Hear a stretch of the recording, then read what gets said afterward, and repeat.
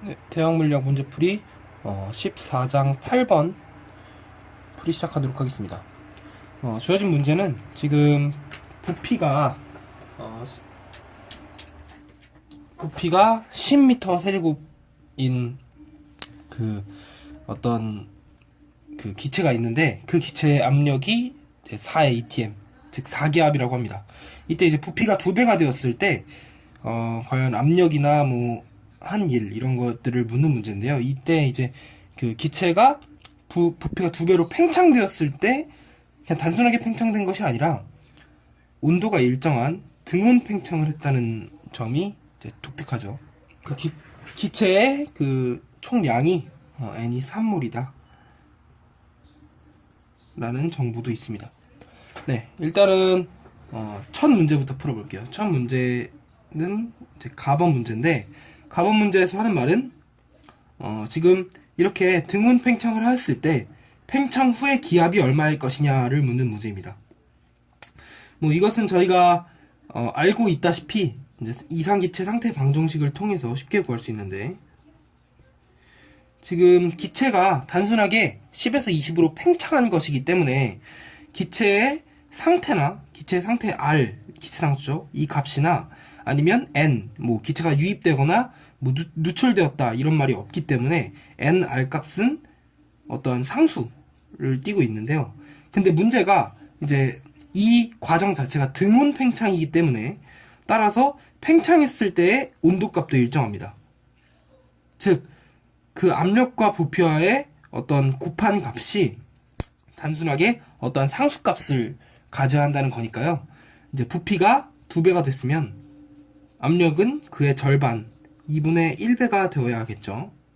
그러므로 따라서 이제 나중 압력 PF는 4의 절반인 2.00 atm이 돼야 합니다. 네, 이제 나번 문제인데요. 나번 문제는 지금 기체가 이렇게 10에서 20으로 팽창하고 있을 때 과연 기체가 한일이 얼마인가를 묻는 문제입니다. 연력학체 1법칙에 의해서 받은 열량은 내부 에너지의 그 변화량과 기체가 한일의 합으로 주어지게 되죠. 받은 열량은 내부 에너지 변화가 한일의 양으로 이렇게 변하게 되는데요.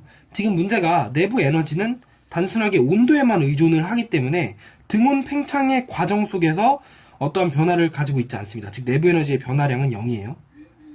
그리고 그러므로 이제 받은 열은 모두 한 일의 크기와 같게 되겠죠.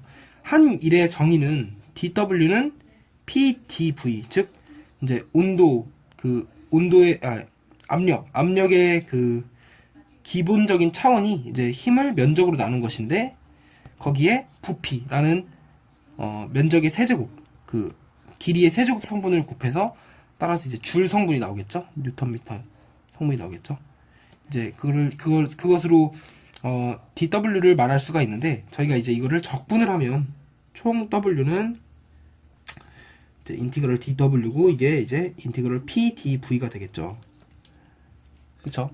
그러므로 이제 P 값은 그 이상기체 상태 방식 위쪽에 PV는 nRT 값에 단순하게 상수값으로 어떤 V에만 의존하게 만들 수 있으니까, 이는 이제 V가 10.0에서 20.0까지 갈 때 V분의 nRT 곱하기 dV 이렇게 적분을 할 수가 있을 것입니다. 그러므로 이것을 적분하고 나면 이제 이 값은 nRT분의 nRT 곱하기 ln2라는 값이 나오는데요.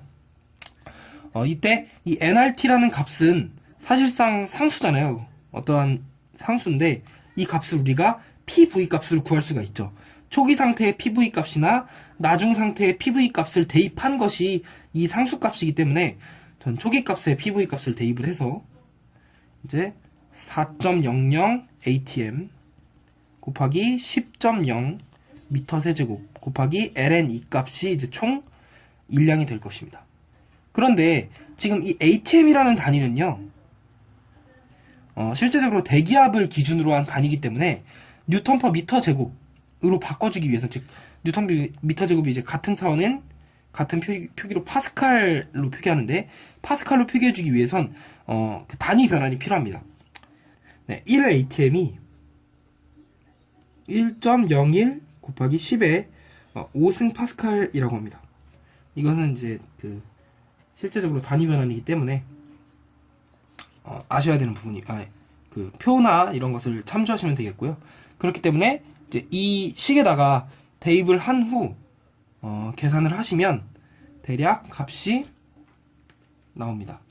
따라서 W는 2.80 곱하기 10의 6승 줄 정도 되겠네요. 이제 마지막 답번은 받은 열량을 구하세요 라는 거니까 한 일의 양과 크기가 같습니다. 따라서 이제 받은 열량 또한 2.80 곱하기 10의 6승인데요. 근데 여기서 이제 주의하셔야 할 점이 그 연력학 1법칙에서는 받은 열과 한 일을 말하는 것이고 실제적으로 질문할 수 있는 게 즉 방출되는 열 혹은 받은 일을 질문할 경우 문제에서 그것을 물어볼 경우는 이제 부호를 변화시켜줘야 한다는 점, 이 점은 좀 주의하셔야겠습니다. 네. 이것으로 문제풀이 14.8번 마치도록 하겠습니다.